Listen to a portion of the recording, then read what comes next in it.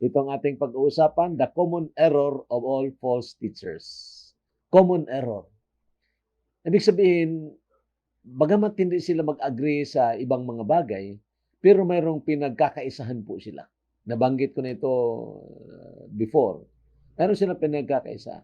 So meaning, hindi naman natin kailangang pag-aralan detalye ang kanilang mga doktrina, maliban na lang kung may pagkakataon tayo na may befriend, may makaibigan tayong pwedeng mashiran.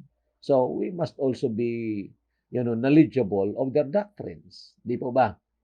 Pero ito ngayon, mga kapatid, pag naintindihan po natin ito na common error, then agad-agad ang tawag dito, mailalagay natin agad sila sa isang hanay lang, ha? Na magkaparehas pala sila, ganyan. Sa isang hanay lang. At makikita natin na hindi pala yan Christianity, ganon, di ba? Ganon po 'yon. And so, itong ating pag-usapan ngayon, the common error of all false teachers. Dito pa rin tayo sa 2 Peter verses 2, then 1 and 2 rather, chapter 2. But there were false prophets also among the people, even as there shall be false teachers among you, who privily shall bring in damnable heresies, and even denying the Lord that bought them. Ito ang ating pag-usapan ngayon, denying the Lord that bought them, and bring upon themselves with swift destruction. Itong mga false teachers, itong mga false prophets, ang talagang prominente na kanilang doktrina ay, a denial of the Lord of the Bible, the Lord of the Scriptures. Yon, denying the Lord, yung Panginoon na nagbili sa kanila, namatay sa pamamagitan namatay doon sa krus ng Kalbaryo, binayaran ng ating kasalanan, pero itong mga tao, mga false prophets and false teachers, they are denying that. They reject that. So, ito po ang ating tatalakayin ngayon. So, verse 2, and many shall follow their pernicious ways, by reason of whom the way of truth shall be evil spoken of. Likewise, si Jude, ganun din ang sinabi. Sabi ni Jude sa verse 4, for there are certain men crept in unawares, who were before of old ordained to this condemnation, ungodly men, turning the grace of our God unto lasciviousness, and denying the only Lord God and our Lord Jesus Christ. Talagang itinatanggi nila ang identity, ang persona, at ang ginawa ng Panginoong Jesucristo doon sa krus ng Kalbaryo. So, common po ito sa mga false teachers. Denial of the Lord. Lahat po ng relihiyon, mga kapatid, mga kaibigan, with their false teachers, ay talagang ito ang kanilang ginagawa. Ito ang kanilang doktrina. Ayaw nilang sampalatayanan ang claims ng Biblia patungkol sa Kristo na ito. So, halimbawa, sinasabi ng salita ng Diyos, malinaw na sinasabi na si Jesus Christ ay tunay na Diyos, they would really deny that. Nagkatawang tao, they will also deny that. Ganun po yon. So, they are denying the Lord Jesus Christ as God. That's why, ang kanilang doktrina patungkol sa kaligtasan, hindi lang pananampalataya, mayroong idadagdag sila. May plus, either good works, membership sa relihiyon nila, 10 utos, sacraments, then mga baptism, and so on. So, bakit? Kasi po, dahil nga hindi tunay na Kristo ang kanilang sinampalatayanan, so finite yan. Pag finite, hindi pa tapos ang pagbabayad ng kasalanan natin doon sa krus ng Kalbaryo. Kahit sabihin pa nila na ito ring Kristo ang nagbayad, pero in essence, dahil nga mayroon ka pang idadagdag sa ginawa na, ang ibig sabihin, hindi ka naniniwala na tapos na yon. Kaya they are really attacking the person and the finished work of the Lord Jesus Christ. That is the common error of all false teachers. They are denying the person and the finished work of the Lord Jesus Christ. Very explicit po yan, mga kapatid. The Bible is very clear about the deity and humanity of the Lord Jesus Christ. He is true God. Rather, He is true God and true man. Okay? Tunay na Diyos, tunay na tao. Correction lang po yan. He is true God and true man. Tunay na Diyos at tunay na tao. And then, tungkol naman sa kaligtasan, it is also clear that salvation is by faith on Christ alone. Why? Tapos na kasi binayaran.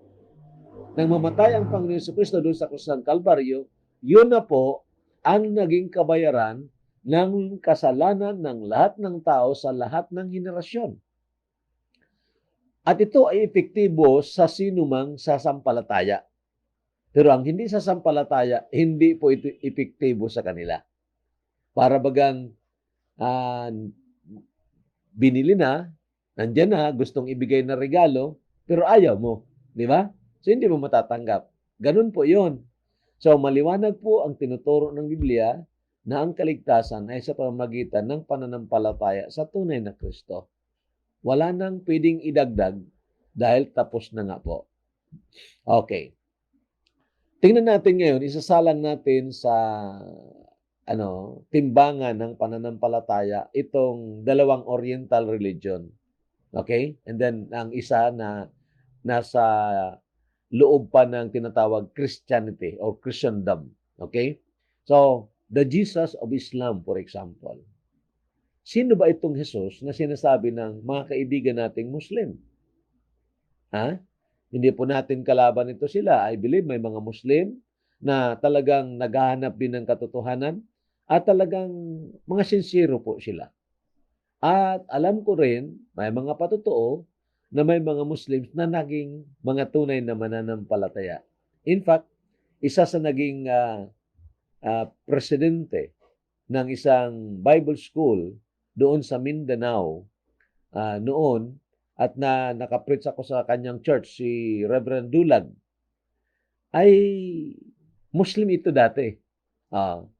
Dato ng isang Muslim at siya po ay nakakilala sa Panginoon, tinawag ng Panginoon siya na nagpastor at naging presidente ng Mindanao Bible Institute during that time.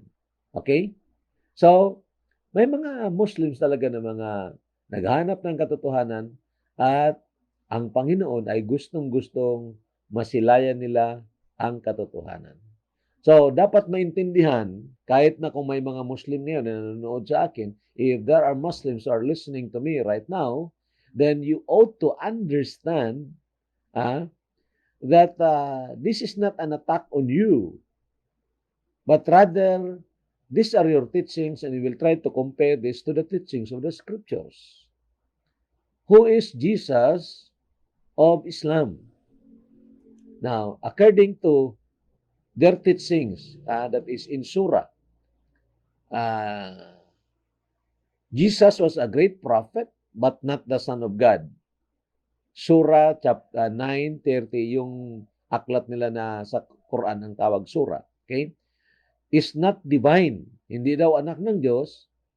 Is not divine. Was not crucified. Ito ang kanilang claim na si Jesus Christ ay isang propeta at hindi anak ng Diyos, meaning they are denying the deity of Christ. Hindi nga siya divine or God at hindi daw ipinako. Ito ay nasa paloob o napapaloob sa kanilang aklat, the Quran. Okay po? So, ang salvation, dahil nga mali ang pananaw nila o ang paniniwala nila sa Panginoong Jesucristo, bagamat tinatawag din nila na Jesus ito or Isa, Subalit, hindi ito ang Kristo na sinasabi ng Biblia. Kaya, in essence, mga kapatid, ang Islam religion, sa kanilang kaligtasan o ang kaparaanan para sila maligtas, they are to do good deeds. Kailangan silang gumawa ng mga mabubuting gawa in order to be forgiven. In fact, mayroong 5 pillars of Muslim. Ito ay ginagawa po talaga nila at sincere po sila. Kung minsan, sincere pa nga sila kaysa mga nagpo-profess na mga Christians. Di po ba? Ganun po yon. At mayroon pa silang yung Sharia law na talagang very strict sila sa pag-obserbar doon. And not all, of course. May mga Sunni Muslims, may mga Shiite Muslims, and this most of the Shiite Muslims are really followers of strict followers of the Sharia law. And so what I'm saying is, sincere po sila. Pero ito pang teachings nila. Islam religion says, believe and do good deeds in order to be forgiven. Ito po ang sabi sa kanilang aklat, Surah 5:9. To those who believe and do deeds of righteousness, hath Allah promised forgiveness and a great reward. So marami pang sinabi sila, pero ito ang isa sa malinaw na sinasabi nila. Believe and do deeds of righteousness. Faith plus works, di ba? Yang Bible maliwanag eh. Ephesians 2:8-9 na pag-aralan natin. And then, if you can read also Titus 3:5, sabi doon, not by works of righteousness which we have done, but according to His mercy, save us by the washing of regeneration and renewing of the Holy Ghost. Maliwanag po doon, not by works of righteousness. Isabi dito, na mga kaibigan nating mga Muslim, ay kailangan faith plus good deeds para daw sila mapatawad. Pero iba ito sa sinasabi ng Biblia. And then, of course, the Jesus of Buddhism. Itong mga Buddhist naman, mga kapatid, ang religion ito na pinundar ni Siddhartha Gautama. Sabi pa ng iba, he's a good man, a man of good character. But then, namatay si Gautama, hanggang ngayon patay pa rin. Di po ba? Samantalang ang Panginoong Jesucristo namatay, inilibing, nabuhay na maguli, at hanggang ngayon buhay na buhay. Okay, so, the Jesus of Buddhism, ito po ang kanilang itinuturo. Jesus Christ was the reincarnation of Buddha. Grabe teachings ng Zen Buddhism. Reincarnation daw si Jesus Christ ni Buddha. Kasi itong ating mga kaibigang Buddhist, mga kapatid, naniniwala po ito sila sa reincarnation. Ibig sabihin, kung gumawa ka ng mabuting gawa ngayon, halimbawa ikaw ay tao, gumawa ka ng mabuting gawa, ay baka sa susunod mo na buhay, matapos ka mamatay, ikaw ay ma-elevate. Baka ikaw ay maging anghel. Ganon yon. Pero pag masama naman ang ginawa mo, sa susunod, ma-reincarnate ka sa mababa na level. Iba ka maging langaw ka. Ganon yun. Di ba? Paano naman yung pagsusumikap ng langaw para makagawa ng tama para siya ay makapasok doon sa nirvana? Okay? So, grabe mga kapatid. Ang pananaw nila sa kay Jesus Christ was only the reincarnation of Buddha. So, again, this is denial of the Christ of the Bible. At alam po natin, ito ang sinasabi ni Apostol Pedro na ang mga false teachers, ang mga false prophets, they are denying the Lord that bought them. The only Lord God. They are denying that. Sabi naman ni Jude. And so ito mga kapatid, ang sinasabi ng kanilang founder na si Buddha, Jesus Christ was the reincarnation of Buddha. Now, salvation nila. Ano ang kaligtasan nila? Natural, dahil mali ang Kristo, ang kaligtasan nila, faith plus good works. Parihas ng lahat ng relihiyon. One common error po yan nila. Salvation in Buddhism, that they do not believe. Medyo nagmali-mali tayo. Kulang ng letter Y yan. They do not believe in a literal heaven. They do not believe in a literal heaven. They believe in a state of perfect happiness called nirvana. Hindi sila naniniwala na mayroong lugar na tunay, literal na lugar na tinatawag langit. Kundi sa proseso ng pamumuhay nila, pag nasundan nila yung 8 paths to nirvana, then papasok sila sa state of perfect happiness na doon wala na ng sufferings. Wala na ng sufferings. At doon, perfect na daw. Now, mga kapatid, they do not really believe in a literal heaven as a real place. But you know, si Jesus Christ, alam natin, nasabi ng Panginoon sa mga apostles niya, kung naalala nyo sa John chapter 14, sabi ng Panginoon, let not your heart be troubled. You believe in God, believe also in me. Ay, ibig sabihin ng Panginoon, aalis ako, hindi na ako makikita, maniwala kayo sa akin kasi naniwala nga kayo sa Diyos na hindi nyo rin nakita. Di ba? Ganun yun eh. In my Father's house are many mansions, sabi niya. If it were not so, I would have told you, I go to prepare a place for you. So that's a place. Di ba? Heaven is a place. It's not a state of perfect happiness. It's not a state of mind. It is a real place. I go to prepare a place for you. And if I go to prepare a place for you, I will come again and receive you unto myself, that where I am, there you may be also. So maliwanag po yun. Iba sa tinuturo nitong ating mga kaibigang Buddhist. Sa kanila, ang salvation is a state of perfect happiness na tinatawag na nirvana. Paano naman makapasok doon? To come to the state of nirvana, they have to follow the eightfold paths. Eightfold path.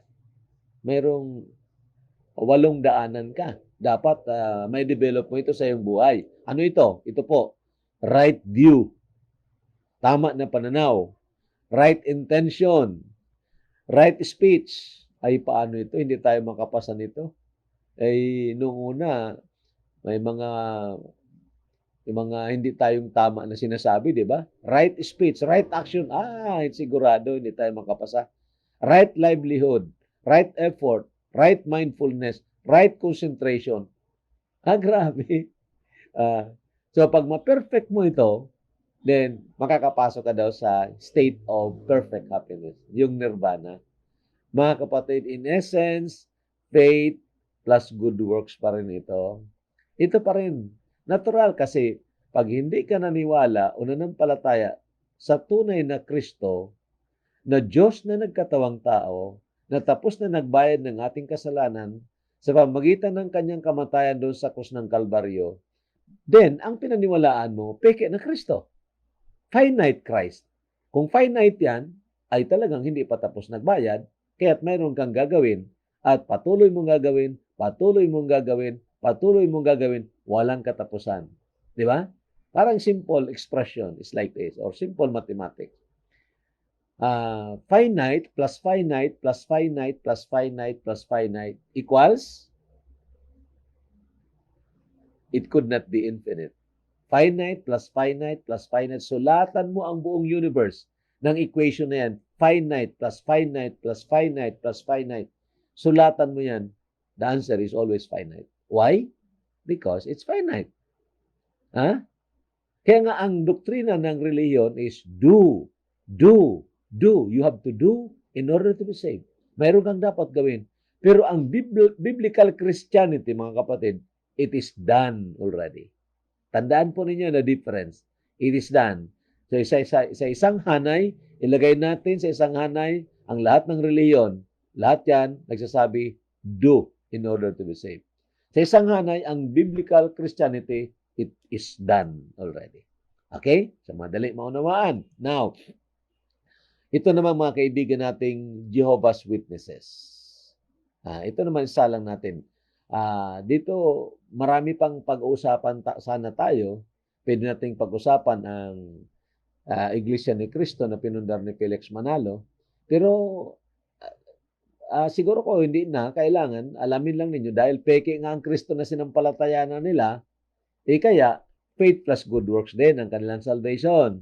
Di ba? Mag-aanib ka sa kanila. Lalagyikin ka noong John 10:9, tapos pasok sa Colossians chapter 1 verse 16, pagkatapos takbo naman o kaya talon naman doon sa Romans 16:16.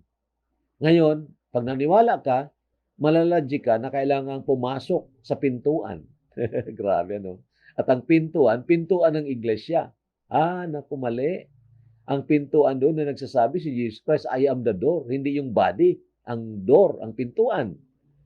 But you know, itong ating mga kaibigang Iglesia ni Cristo na pinundar ni Felix Manalo, ganun pa rin, katulad din ito ng mga relihiyon na faith plus good works dahil mali ang kanilang pagkilala kay Kristo. They are denying the Lord that bought them.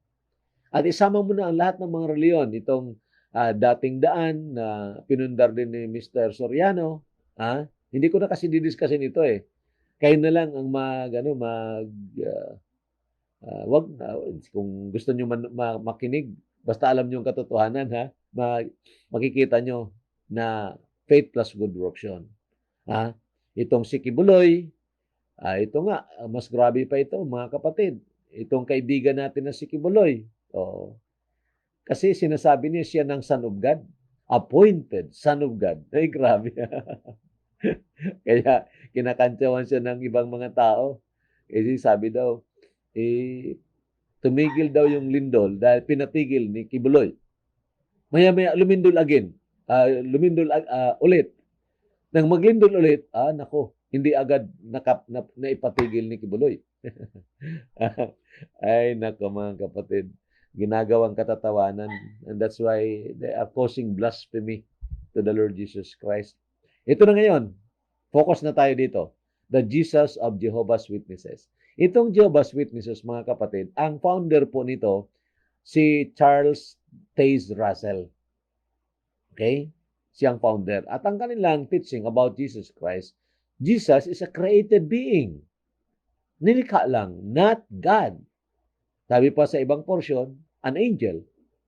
Pinangalanan Michael, the archangel. Grabe naman.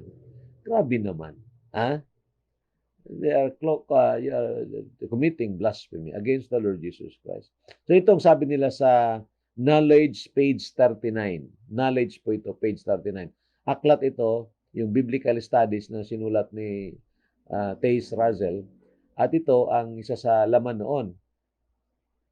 Jesus had 3 periods of existence. In his pre-human existence, he was called God's only begotten Son. Parang katulad ng Mormonism.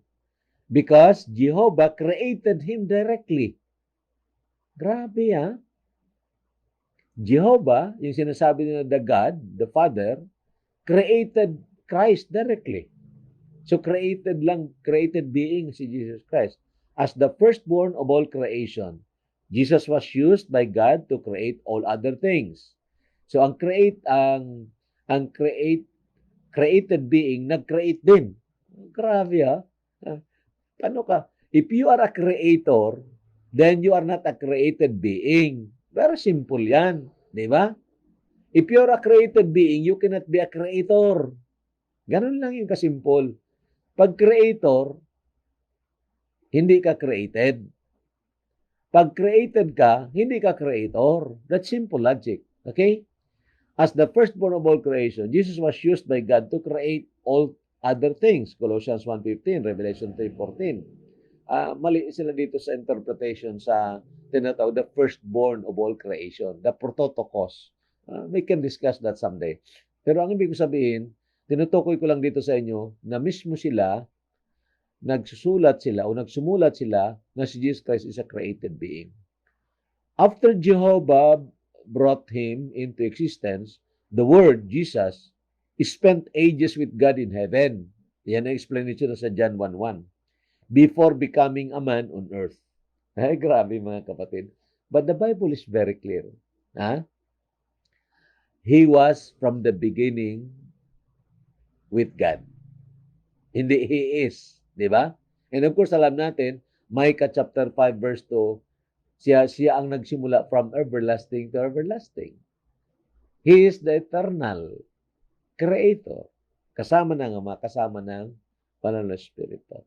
So anyway, ito po ang kanilang pananaw. So that's why, ang kaligtasan nila, because they denied the Christ who bought them, ang kaligtasan nila, faith plus good works pa rin. Dahil iba ang Kristo eh. Di ba? Ito ang salvation ng Jehovah's Witnesses. By faith and obedience, etc. Marami pa. Ito, basahin po natin. Therefore, let us show our gratitude for the love displayed by God in Christ by exercising faith in Jesus' ransom sacrifice. Knowledge, page 69. And then, tuloy, requirements for salvation in addition to faith include baptism by immersion. O kailangan kang bautismuhan by immersion. Ang tanong, yung magnanakaw sa krus na bautismuhan ba yun? Hindi.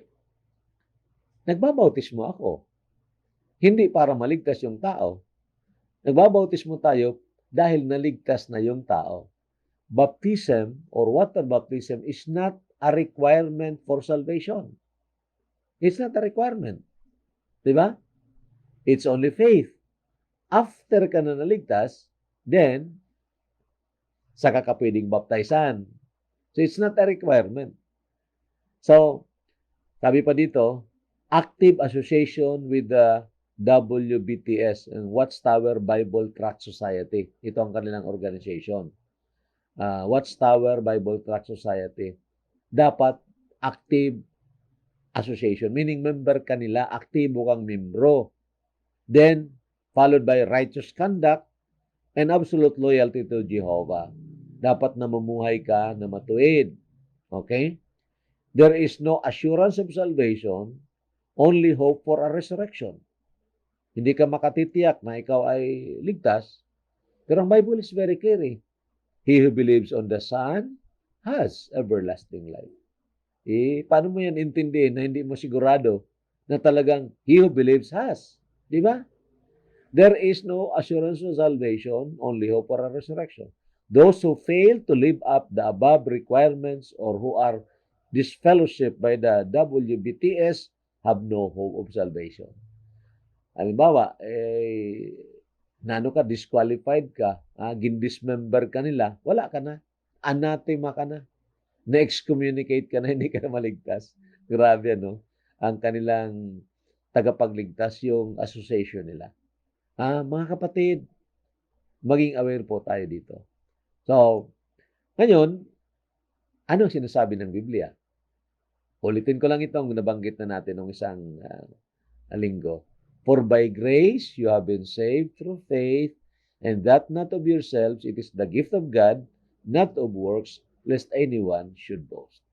Kaya na lang po, unawain ninyo yan, that is not a figurative language, that's a statement, a plain statement.